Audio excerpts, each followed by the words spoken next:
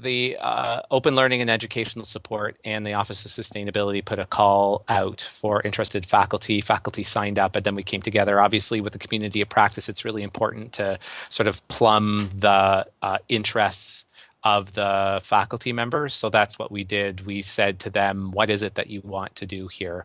What is it that you want to get out of something like this? And they largely drove what the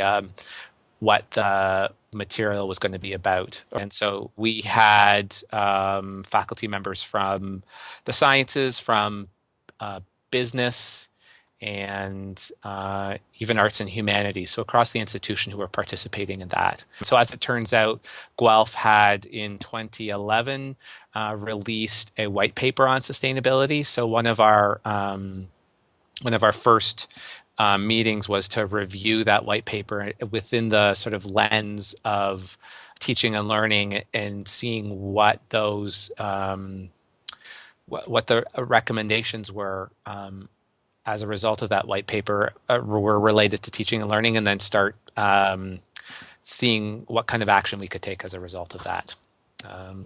Another action that faculty were interested in taking was turning to the literature, getting a better idea of what kind of practices were being done elsewhere so that they could think about incorporating those kinds of practices as they're as applicable or unapplicable as they are to their particular teaching and learning situation, but how they could apply those into their classroom.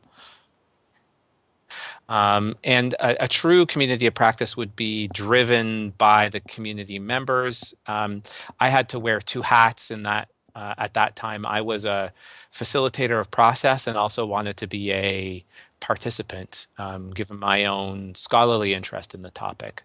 And it required a continuing challenge that I face with communities of practice, aside for education for sustainability, is just getting inertia to go, and that it required a little more work on my part to sort of push the group along, but it was still going when I left the University of Guelph.